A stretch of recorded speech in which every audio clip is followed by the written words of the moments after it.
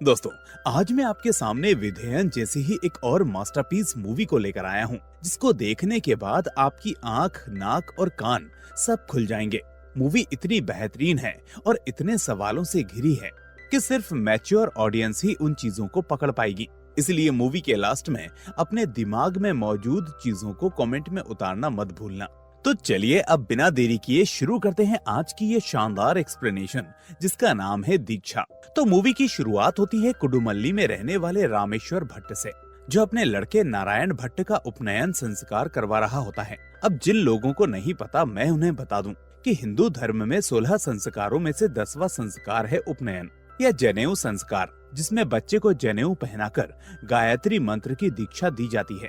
खैर, इस संस्कार के बाद नारायण एक जनेऊधारी ब्राह्मण बन जाएगा, यानी गुरुकुल में जाने के लिए एकदम तैयार। लेकिन यहाँ एक बात हैरानी की है, और वो ये कि रामेश्वर भट्ट का सिर्फ एक ही बेटा है। फिर आखिर वो उसे गुरुकुल क्यों भेजना चाहता है? तो यहाँ हमें एक बात पता चलती है कि असल में रामेश्वर की पहले 5 संतानें थी, जिनकी एक एक करके अलग अलग बीमारियों से मौत हो गई।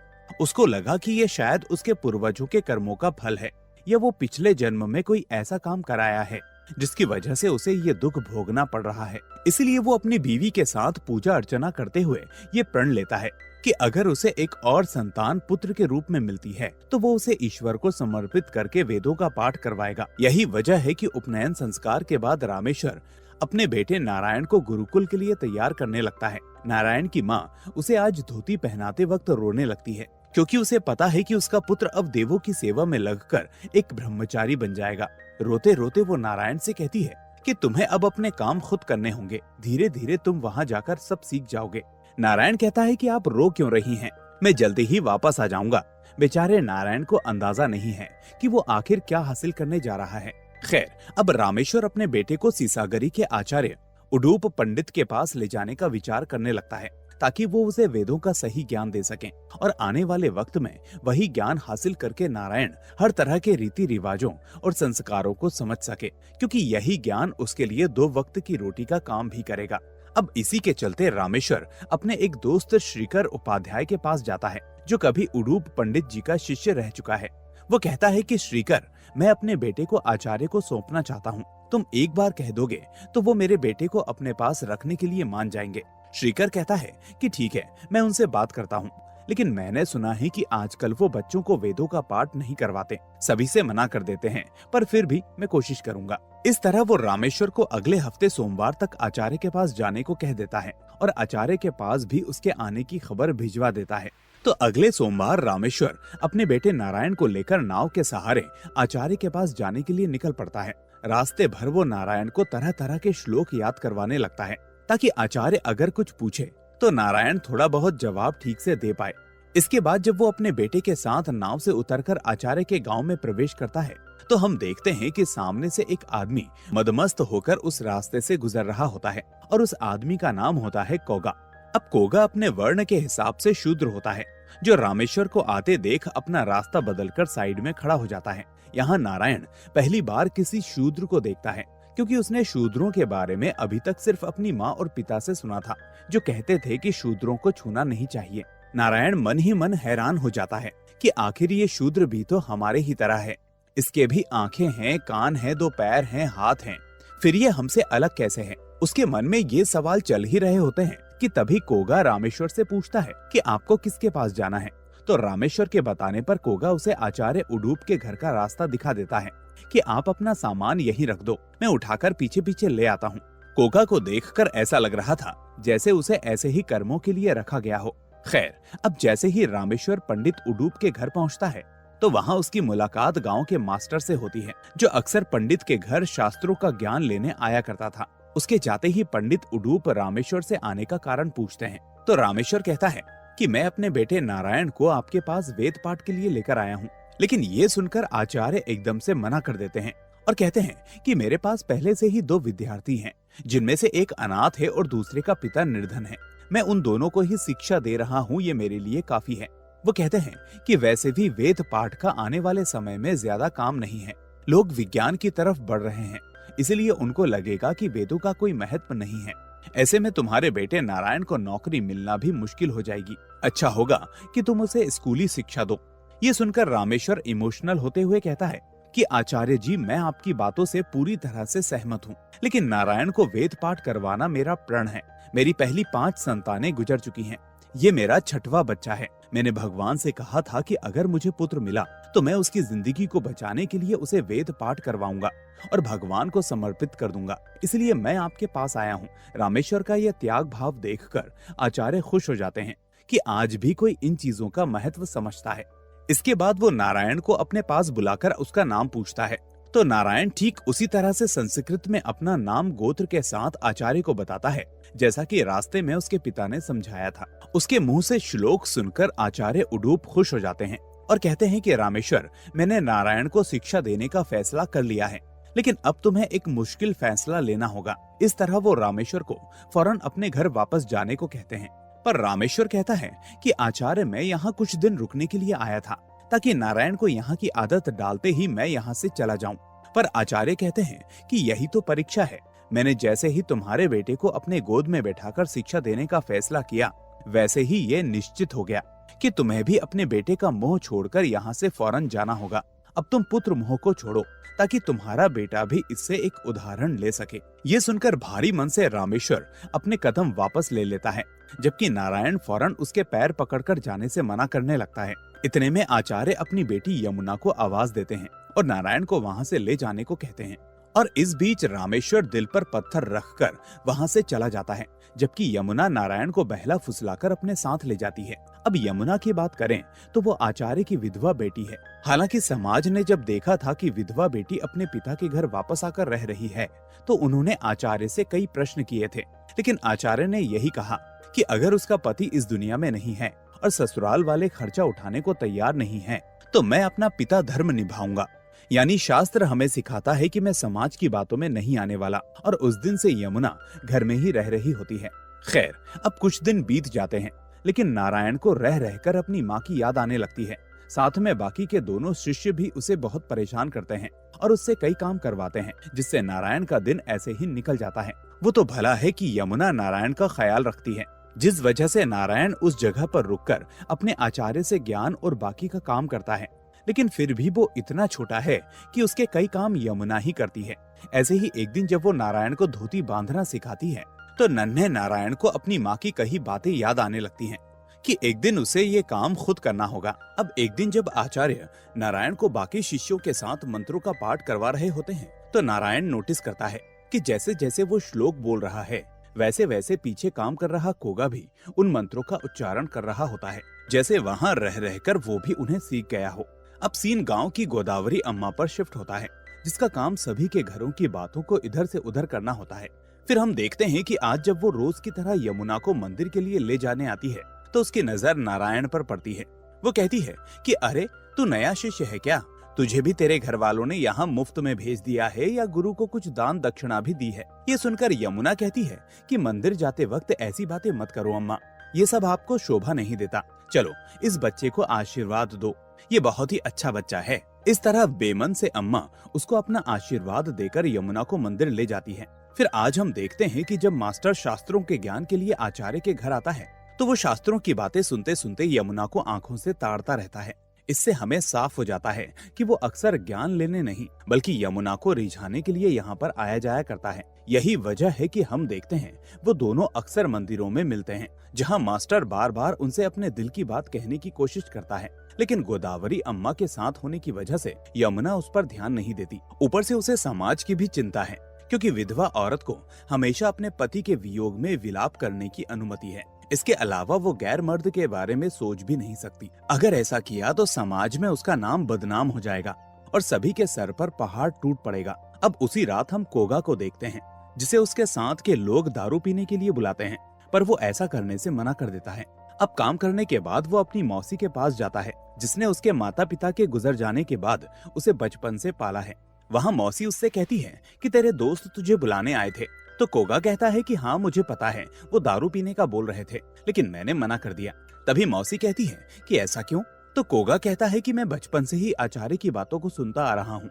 वो दूसरों को ज्ञान देते हैं कि मांस मदिरा का सेवन नहीं करना चाहिए, इसीलिए मुझे भी ये ठीक लगता है। ये सुनकर मौसी हंसते हुए कहती है कि इसीलिए तेरे दोस्त तुझे कोगा पंडित कहकर चिढ़ाते हैं।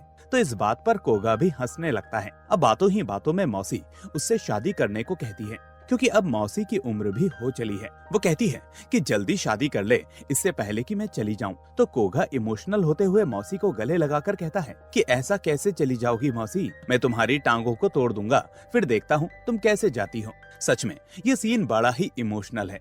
खैर, अब अगले सीन में हम देखते हैं कि रोज की तरह अब कोगा काम खत्म करके मौसी को खाने के लिए आवाज देता है, तो यमुना भी उसे केले के पत्ते पर खाना रख कर दे देती है। अब सामने खड़ा नारायण ये सब देख रहा होता है। उसे गुरुकुल में काम करने वाला ये कोगा बहुत ही अजीब मालूम पड़ता है, क्योंकि कोगा चलते हुए नाचता है, नाचते हुए चलता है। हो सकता है नारायण को उससे बात करने का मन करता हो या वो उसके साथ खेलना चाहता हो, लेकिन धर्म का सवाल है, वो उसे छू नहीं सकता। पर तभी उसे याद आता है कि रोज यमुना कोगा को चावल खाने को देती है, इसलिए नारायण अंदर जाकर फौरन अपने हिस्से का लड्डू उसके सामने ले आता है। अब वो उसे वो लड्डू दिखाने लगता है, तो कोगा हंसने लगता है। उसे महसूस होता है कि शायद ये छोटा ब्राह्मण उसे चिढ़ा रहा है, लेकिन इतने में नारायण उसके पास आकर पत्ते में अपना लड्डू डाल देता है। और ऐसा होते ही कोगा एकदम से शॉक्ड रह जाता है, क्योंकि उसकी इतनी उम्र निकलते तक आज किसी भी ब्राह्मण ने उसे अपने हिस्से का खाना नहीं दिया था। इसलिए कोगा वो लड्डू देखकर बहुत ही खुश हो जाता है और फौरन भागते हुए अपनी मौसी को देने जाता है।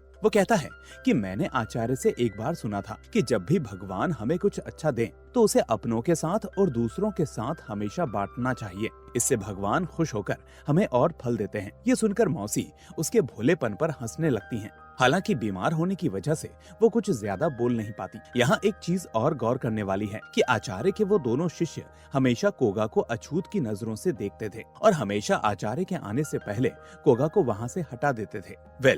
इस बीच एक दिन हम देखते हैं कि जब आचार्य अपने तीनों शिष्यों के साथ वापस लौट रहे होते हैं, तो दरवाजे के बाहर कोगा उदास बैठा होता है। उसको देखकर एक शिष्य फौरन वहाँ से हटने को कहता है, क्योंकि पीछे से आचार्य आ रहे थे, लेकिन कोगा वहाँ से नहीं हटता और आचार्य के आते ही उनके पैरों में पड़ जाता है और जोर जोर से रोने लगता है। उसको ऐसे देखकर आचार्य पूछते हैं कि क्या हुआ कोगा, तुम रो क्यों रहे हो? तो कोगा कहता है कि मेरी मौसी चल बसी। ये सुनकर आचार्य कहते हैं कि मृत्यु एक सत्य है, अपनी मौसी से मोह नहीं लगाओ बेटा, जिसको जाना है वो जाएगा, उससे ये दुनिया नहीं रुकेगी। तो कोगा कहता है कि आचार्य मैं जानता हूँ, इसलिए बस इतना चाहता हूँ कि आप मेरी मौसी का अंतिम संस्कार कर दें, ताकि उन्हें मोक्ष और स्वर्ग की प्राप्ति हो। ये सुनकर आचार्य कहते हैं कि मोक्ष और स्वर्ग की प्राप्ति लोगों के कर्मों पर निर्भर करती है। हालांकि मैं एक वैदिक पंडित हूँ, इसलिए अंतिम संस्कार करने का अधिकार मेरा नहीं है, तुम किसी और को ले आओ। पर कोगा का आचार्य पर बहुत विश्वास होता है, इसलिए वो कहता है कि अगर आप मेरी मौसी के कान में 2 मंत्र पढ़ देंगे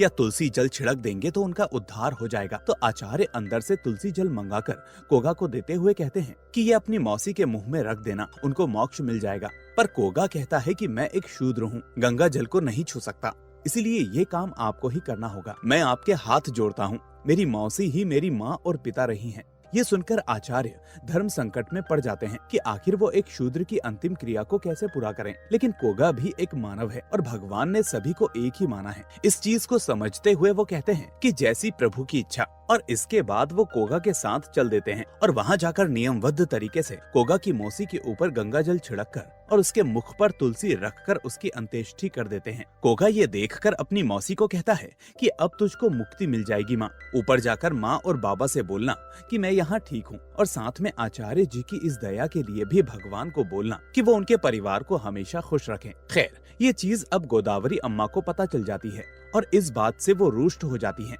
कि आखिर एक पंडित शूद्र की अंत्येष्टि कैसे कर सकता है। इसलिए वो फौरन आचार्य के एक पुराने शिष्य और कट्टर पंडित मंजूनाथ के पास पहुंचती है, जिसकी नजर हमेशा से मठ के आचार्य की गद्दी पर होती है। वो कहती है कि दिन पर दिन पाप बढ़ता जा रहा है, ऐसे दिन आ गए हैं कि पंडित शूद्रों का अंतिम संस्कार करने लगे हैं। ये सुनकर मंजूनाथ गुस्से से लाल होकर पूछता है कि कौन है वो आदमी जिसने ये कार्य करके धर्म को चुनौती दी है। तो गोदावरी उसे आचार्य उडूप पंडित के बारे में बता देती है। इसके बाद बौखलाया हुआ मंजूनाथ पहले अपने दोस्त और सहपाठी रहे श्रीकर को इसके बारे में बताता है, ताकि उसे इस मामले में आचार्य का विरोध करने के लिए किसी का सपोर्ट मिल सके। वो श्रीकर से कहता है कि आज पंडित शूद्रों का अंतिम संस्कार कर रहे हैं, कल वो उनकी शादी ब्याह भी पढ़ने चले जाएंगे, फिर वो मंदिरों में आने की बात करेंगे। और धीरे धीरे हमारी जगह ही हथिया लेंगे। और ये सब कुछ होगा हमारे आचार्य जैसे ब्राह्मणों की वजह से। वो कहते हैं कि अपनी विधवा बेटी को अपने घर में रखकर एक पाप तो वो कर ही चुके हैं और अब दूसरा करने चले हैं, उन्हें जाकर समझाओ। ये सुनकर श्रीकर कहता है कि ये सब सच नहीं हो सकता, आचार्य ऐसा नहीं कर सकते, और वैसे भी तुम एक छोटी सी बात को इतना बड़ा बना रहे हो।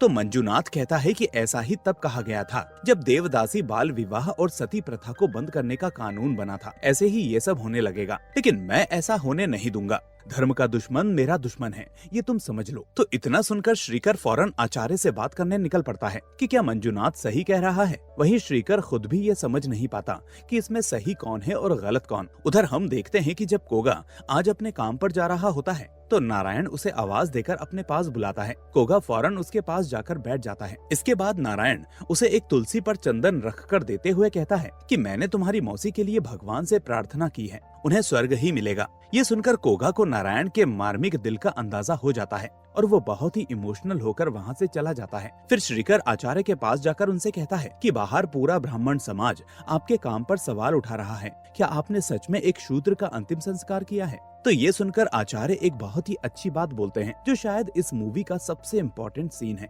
वो कहते हैं कि ब्राह्मणों और समाज को उंगली उठाने के लिए रत्ती भर की जरूरत होती है। ब्राह्मण समाज के लोग मुझ पर आरोप लगाएंगे कि मैंने एक शूद्र का अंतिम संस्कार किया, जबकि दूसरी तरफ शूद्र समाज कोगा को दोषी ठहराएगा कि उसने उनके हिसाब से अपनी मौसी का अंतिम संस्कार क्यों नहीं किया। लेकिन दोनों ही समाज ये नहीं सोचेंगे कि आखिर इन चीजों का असली फल क्या होगा।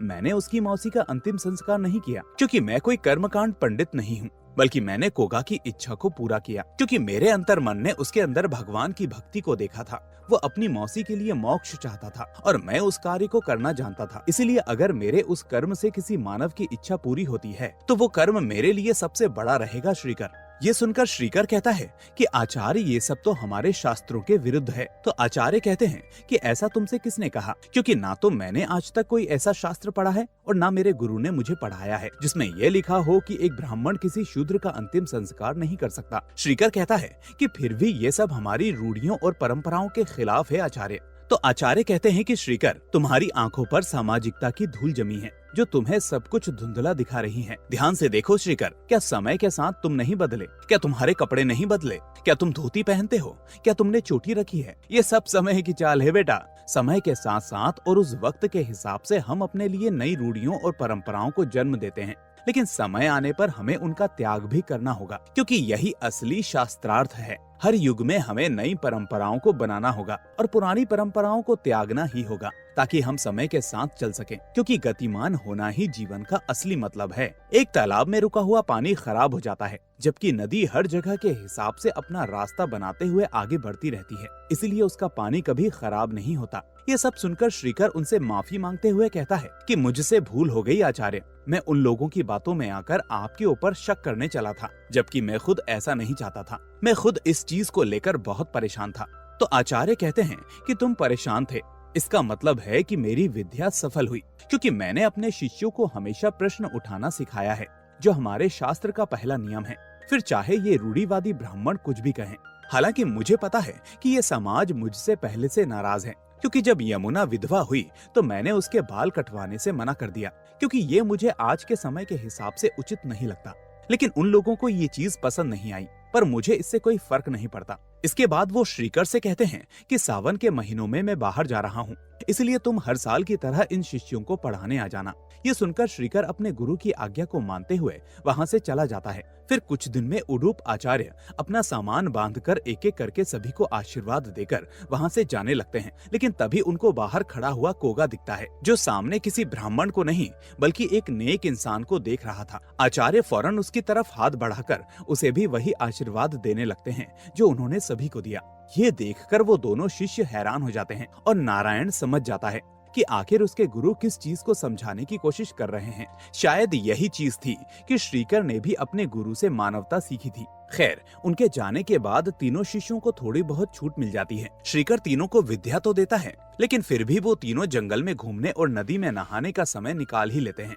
इसी बीच दोनों शिष्यों को नारायण को तंग करने का मौका भी मिल जाता है और वो उससे वापस से हर एक काम करवाने लगते हैं। फिर एक दिन जब श्रीकर को वो तीनों घर पर नहीं मिलते, तो वो इसके बारे में यमुना से पूछता है। यमुना कहती है कि वो तीनों फूल लेने गए हैं लेकिन अभी तक नहीं आए। ये सुनकर श्रीकर कहता है कि आचार्य के जाते ही इनका अनुशासन बिगड़ चुका है। पर यमुना कहती है कि भैया, आप हमेशा पिताजी से बात करके चले जाते हैं, आज आप आए हैं तो मैं आपके लिए कुछ बनाकर ले आती हूँ। ये कहकर यमुना कुछ स्वादिष्ट भोजन लेकर आ जाती है, जिसे श्रीकर खाते हुए उसकी बहुत तारीफ करने लगता है। लेकिन तभी उसे याद आता है कि वो ऊपर बैठकर खाना खा रहा है, जबकि उसे नीचे बैठकर खाना खाना चाहिए। असल में ये सब इसलिए हुआ क्योंकि अंग्रेजों के साथ रहकर उसके अंदर भी समय के साथ साथ बदलाव आने लगा है। ये चीज उसे अपने गुरु की बात याद दिला देती है, जिन्होंने कहा था कि समय के हिसाब से बदलना बहुत जरूरी है, लेकिन संस्कृति को छोड़े बिना। ये याद आते ही वो नीचे तो नहीं बैठता, लेकिन एक बार भगवान को याद करके फिर से खाना खाने लगता है। उधर गांव में दशहरे के मौके पर नाटक चल रहा होता है। वहीं उस नाटक को मास्टर और यमुना भी देख रहे होते हैं। अब इस बीच मास्टर फिर से यमुना के पास आने की कोशिश करता है। यमुना को लगता है कि मास्टर आज के वक्त की सोच रखता होगा, इसीलिए शायद वो उससे शादी करके उसका उद्धार कर देगा। इसीलिए अब दोनों का रोज मिलना जुलना शुरू हो जाता है और इस चीज को वो दोनों शिष्य भी भांप लेते हैं कि कोई आदमी रोज रात यमुना से मिलने आता है। फिर वो एक प्लान बनाते हैं और रात को डरावनी कहानियां सुनाकर नारायण को बहुत डरा देते हैं, जिस वजह से नारायण यमुना के पास सोने की जिद करने लगता है। उनका प्लान था कि नारायण वहां सोएगा तो अगले दिन उन्हें उस आदमी के बारे में बता देगा। अब यमुना भी उसे अपने पास सुला लेती है और जब मास्टर आता है तो वो उसे वहां से लौट जाने को कहती है, क्योंकि नारायण डरा हुआ था और वो उसकी देखभाल कर रही थी। फिर दूसरे दिन दोनों शिष्य नारायण से पूछते हैं कि तुमने कल रात किसी को कमरे में आते हुए देखा था क्या? तो नारायण साफ मना कर देता है और कहता है कि मुझे नहीं पता, मैं तो सो रहा था। और इसी तरह उन दोनों का प्लान फेल हो जाता है। वहीं एक दिन जब नारायण जंगल में फूल लेने के लिए जाता है तो वो कोगा को अकेले देखकर उसके पास पहुंच जाता है। अपने इतने पास देखकर कोगा नारायण से दूर भागने लगता है ताकि वो गलती से भी उससे टच ना हो जाए। लेकिन तभी नारायण उससे पूछता है कि कोगा, तुम मुझसे दूर क्यों भागते हो? तो कोगा कहता है कि अगर मैं तुमको छू लूंगा तो तुम्हारा धर्म भ्रष्ट हो जाएगा। फिर नारायण पूछता है कि ठीक है, लेकिन अगर मैं तुमको छू लूं तो कोगा कहता है कि फिर भी मुझे कुछ नहीं होगा, तुम्हारा ही धर्म भ्रष्ट होगा। अभी तुम बच्चे हो इसलिए समझ नहीं पाओगे। लेकिन तभी नारायण कहता है कि नहीं, मुझे तो तुम्हें अभी छूना है। और ऐसा कहकर वो उसके पीछे भागने लगता है, जबकि कोगा उल्टा उससे दूर भागकर पेड़ पर चढ़ जाता है। अब नारायण को डर लगता है कि कहीं कोगा गिर ना जाए, इसलिए वो उससे कहता है कि नीचे आ जाओ, मैं तुम्हें नहीं छूऊंगा, कहीं तुम्हें चोट ना लग जाए। लेकिन कोगा उसकी नहीं सुनता और उसको धोखा देकर नीचे उतरकर वहां से भाग जाता है। फिर अगले दिन काम खत्म करने के बाद कोगा यमुना से खाना मांगता है, लेकिन पता नहीं क्यों यमुना बाहर नहीं आती। इतने में गोदावरी अम्मा वहां आकर कोगा से कहती है कि एक काम कर, मेरे साथ चल, मैं तुझे खाना देती हूँ। ऐसा कहकर वो उसे अपने साथ ले जाती है और कहती है कि ये देख, इन लकड़ियों को छोटा छोटा काटना शुरू कर, मैं तब तक खाना लेकर आती हूँ। अब भोला भाला कोगा सारी लकड़ियाँ काट देता है और उसके ऐसा करने के बाद ही अम्मा खाना लेकर बाहर आती है। पर जैसे ही कोगा उस खाने को देखता है तो उसे पता चलता है कि वो चावल तो कई दिनों से रखे हुए चावल हैं, इसलिए वो उन्हें गाय को डाल देता है। पर तभी गोदावरी कहती है कि अरे, तू अपना झूठा ब्राह्मण की गाय को खिला रहा है, तुझे पाप लगेगा। तो कोगा कहता है कि अम्मा, तेरा चावल इतना खराब है कि ये गाय भी नहीं खा रही, अगर मैं इसको खाकर बीमार पड़ जाता तो तुझे पाप लगता, इसलिए मैंने तुझे बचा लिया। ऐसा कहकर वो हंसते हुए वहाँ से भाग जाता है। अब 2 महीने बीत जाते हैं, जिसके बाद यमुना का किसी काम में मन नहीं लगता और वो कोई भी काम समय से नहीं करती। इसी बीच उसका मन भी बार बार मचलने लगता है। इस तरह हमें पता चल जाता है कि शायद यमुना इस वक्त गर्भ से है। अब इस चीज को गोदावरी अम्मा भी नोटिस करती है कि आचार्य के घर में कोई काम समय से नहीं हो रहा, क्योंकि उस दिन कोगा को भी समय से खाना नहीं मिला था। इसीलिए वो ये बात नारायण से पूछती है कि क्या यमुना की तबीयत ठीक नहीं है? तो नारायण कहता है कि हाँ, उन्हें मलेरिया हो गया है, क्योंकि वो बार बार उल्टियाँ करती हैं। तो गोदावरी अम्मा कहती है कि उसे बुखार आता है क्या, या ठंड लगती है? तो नन्हा नारायण कहता है कि नहीं, बस उनका पेट दर्द करता है और जी मचलता है और वो बार बार मुझसे इमली मांगती है, तो मैं लाकर दे देता हूँ, इससे वो ठीक महसूस करती हैं। अब गोदावरी अम्मा के लिए ये इशारा काफी था। वो समझ जाती है कि यमुना पेट से है। वहीं यमुना को भी अब मास्टर के व्यवहार से पता चल जाता है कि वो धोखे का शिकार हुई है, क्योंकि मास्टर उससे कहता है कि इस तरह विधवा होकर भी किसी का बच्चा रखना पाप होता है, इसलिए मंदिर में जाकर इस पाप का प्रायश्चित करो और इससे छुटकारा पालो। उधर गोदावरी अम्मा फौरन भागती है और मंजुनाथ के पास जाती है और कहती है कि सिर्फ वो आचार्य नहीं बल्कि उसकी बेटी भी पाप कर रही है, विधवा होते हुए भी वो पेट से है। अगर तुम लोग अब भी उस आचार्य को नहीं घेर सकते तो धिक्कार है तुम्हारे ब्राह्मण होने पर। ये सुनते ही मंजुनाथ का सर घूम जाता है और वो फौरन श्रीकर के पास पहुंचता है और कहता है कि तुम्हारी नाक के नीचे तुम्हारे गुरुकुल में पाप चल रहा है और तुम्हें खबर तक नहीं। जरा अपनी आंख और कान खोलकर आने वाले समय को पहचानो। अब श्रीकर ये सुनकर बहुत ही परेशान हो जाता है कि आखिर ये कैसे संभव हो सकता है। इसलिए जब वो गुरुकुल में शिक्षा देने जाता है तो कोशिश करता है कि यमुना से बात कर सके, लेकिन वो ऐसा नहीं कर पाता। उल्टा उलझन में गुस्सा होकर यमुना से बनवाई हुई कॉफी वापस कर देता है। उधर गोदावरी अम्मा अब सीधा श्रीकर के पास जाकर उसके भी कानों में ये बात डाल देती है कि यमुना के पेट में बच्चा है और इस बात से श्रीकर के पैरों तले जमीन खिसक जाती है। अब श्रीकर भले ही अंग्रेजों के बीच रहता है और आज की दुनिया के हिसाब से फैसले लेता है, लेकिन किसी विधवा का प्यार में पड़ जाना उसको आज की आधुनिकता से भी ज्यादा मालूम पड़ता है। इसलिए वो इस चीज में यमुना का साथ ना देने का फैसला लेता है और अगले दिन से गुरुकुल में शिक्षा देने से मना कर देता है। वहीं मंजुनाथ अब गुरुकुल में रहने वाले दोनों शिष्यों के पिताओं से बात करता है और उन्हें समझाता है कि उस गुरुकुल में क्या क्या हो रहा है और फिर भी तुम लोग अपने बच्चों को वहाँ पढ़ा रहे हो, इसलिए उन्हें फौरन उस गुरुकुल से निकाल लाओ। इसके बाद एक एक करके दोनों शिष्यों के पिता उन्हें आकर ले जाते हैं। अब हालांकि वो दोनों उस जगह से नहीं जाना चाहते थे, आखिर वो भी यमुना को चाहते थे। इतने सालों से वही तो उनकी देखभाल करती हुई आई है, लेकिन कहीं न कहीं वो भी ये जानते थे कि यमुना इस मामले में गलत है, इसलिए वो भी अपने घर वापस लौट जाते हैं। अब पूरे ब्राह्मण समाज में केवल यमुना की ही चर्चा है। चारों तरफ लोग उडूप आचार्य के आने का इंतजार कर रहे होते हैं ताकि एक साथ उनके ऊपर धावा बोल सके, जो वो कोगा के मामले में नहीं कर पाए थे। इसी बीच आज रात जब यमुना अपने भविष्य को लेकर परेशान होती है, तभी बाहर मास्टर आकर उससे कहता है कि तुम परेशान मत हो, मैंने हमारा इंतजाम कर लिया है, तुम कल खंडहर में आ जाना, सब ठीक हो जाएगा। ये सुनकर यमुना को थोड़ी तसल्ली मिलती है कि शायद कल मास्टर उसे यहाँ से कहीं दूर ले जाएगा और फिर वो अपनी नई जिंदगी शुरू कर सकेगी। इसीलिए वो आज रात हंसते हुए नारायण को लोरी सुनाकर अपने पास सुला लेती है और भगवान से प्रार्थना करती है कि उसे नारायण जैसा ही बेटा मिले, जो दिल का साफ है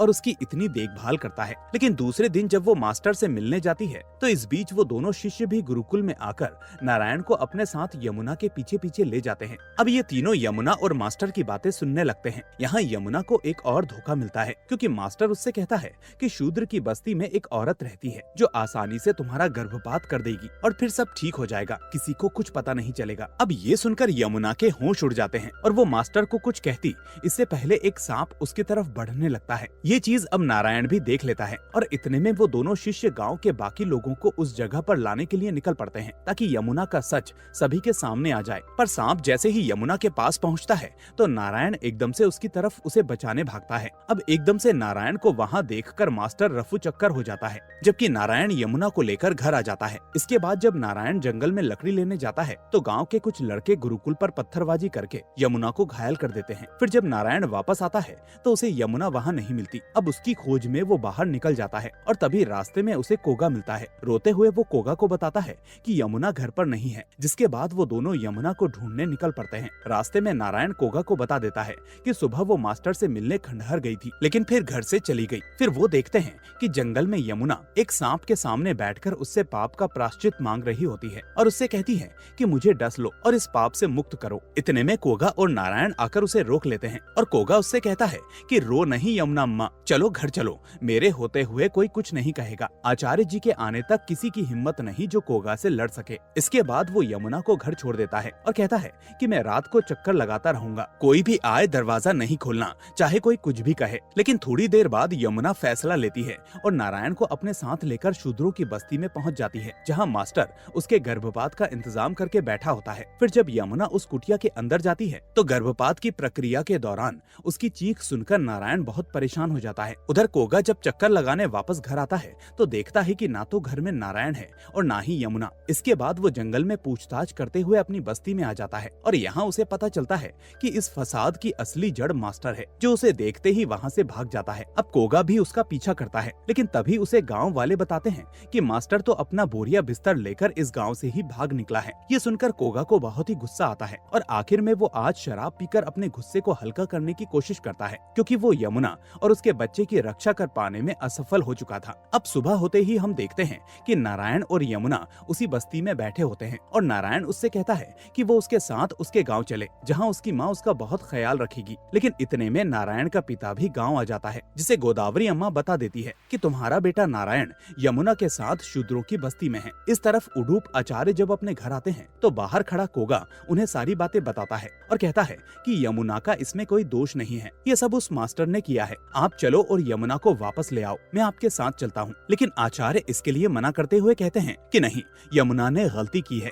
चाहे वो अनजाने में ही क्यों ना हुई हो, इसलिए मैं उसे माफ नहीं कर सकता। ये सुनकर कोगा कहता है कि वो आपकी बेटी है। तो आचार्य अब इस बात का जवाब देते हुए कहते हैं कि कौन पिता कौन माता। इस तरह वो एक श्लोक सुनाते हैं, न तातो न माता न बंधुर न दाता न पुत्रो न पुत्री। लेकिन तभी ये श्लोक सुनकर कोगा भड़क जाता है और कहता है कि ये श्लोक आप मुझे मत सुनाओ, बचपन से सुन रहा हूँ और इसका मतलब जानता हूँ, लेकिन ये असली धर्म नहीं है। आज तुम भी इस समाज के साथ चले हो और अपनी बेटी को छोड़कर इस धर्म को संभालकर असली धर्म को त्याग रहे हो। वो कहता है कि मैं बताता हूँ कि एक ब्राह्मण धर्म क्या होता है। गीता में भगवान ने कहा है कि कर्म सबसे बड़ा है, ना कि ये ब्राह्मण। शूद्र व्यास जी ने कहा है कि कोई भी आदमी इसलिए ब्राह्मण नहीं बन सकता क्योंकि वो ब्राह्मण कुल में पैदा हुआ है, बल्कि कोई भी अपने कर्मों के आधार पर ब्राह्मण बन सकता है। सिर्फ मंत्रों को रट लेने से कोई ब्राह्मण नहीं होता। ये सुनकर आचार्य चौंक जाते हैं और कोगा वहाँ से चला जाता है। अब इसके बाद श्रीकर आचार्य के पास आता है तो आचार्य उससे कहते हैं कि मैंने फैसला ले लिया है कि मुझे क्या करना है। पर श्रीकर कहता है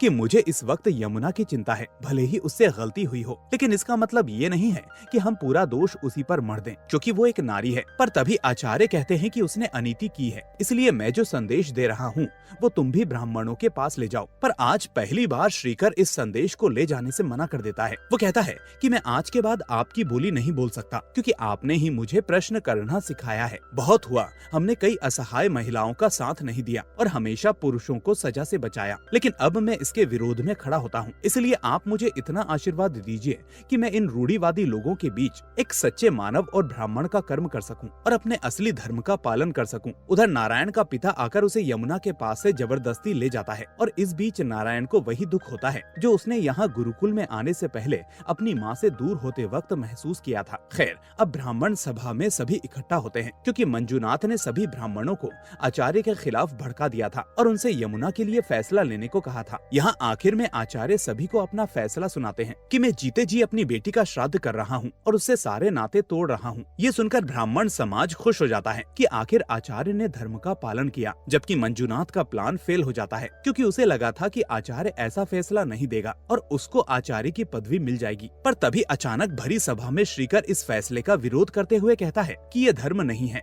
बल्कि व्यक्तिगत सिद्धांतों की रणनीति में एक लाचार औरत की बलि है। वो कहता है कि धर्म वो नहीं है जिसके चलते आचार्य उडूप ने सजा की घोषणा की है, बल्कि धर्म का असली मतलब है त्याग, उदारता, माफी और सहनशीलता, जो मुझे यहाँ किसी में नहीं दिख रही। ऐसा कहकर श्रीकर वहाँ से चला जाता है और उसी के जैसे कई लोग जब बाद में ऐसे सवालों को उठाते हैं तो आखिरकार मजबूरन 1856 में अंग्रेजों को विधवा पुनर्विवाह का कानून लाना पड़ता है, जिससे विधवा औरतों को सामाजिक जीवन का अधिकार मिलता है। हालांकि अंत में आचार्य अपनी बेटी का श्राद्ध कर देते हैं और यमुना भी उसी बस्ती में मौजूद होती है। साथ ही नारायण को जाते देख कोगा भी बहुत रो रहा होता है। लेकिन ये मूवी इसी एंडिंग के साथ हमें बहुत कुछ सिखा जाती है। हर किरदार ने लगातार अपने व्यवहार में परिवर्तन किया है। कभी आचार्य सही लगे तो कभी श्रीकर सही लगा। कोगा ने आचार्य को उल्टा ब्राह्मण का मतलब समझा दिया और अंत में श्रीकर ने सभी ब्राह्मणों को असली धर्म का ज्ञान दे दिया। तो दोस्तों, जैसा कि मैंने शुरू में कहा था कि जो भी आपके मन में हो वो आप कमेंट में लिख देना, तो मैं उसका वेट करूंगा। लेकिन इस वीडियो को लाइक और शेयर करने के साथ साथ चैनल को सब्सक्राइब करना मत भूलना। बहुत मेहनत लगती है ऐसी मूवीज को लाने में। तो फिर मिलेंगे एक और ऐसी ही जबरदस्त मूवी के साथ। Till then take care and thanks for watching.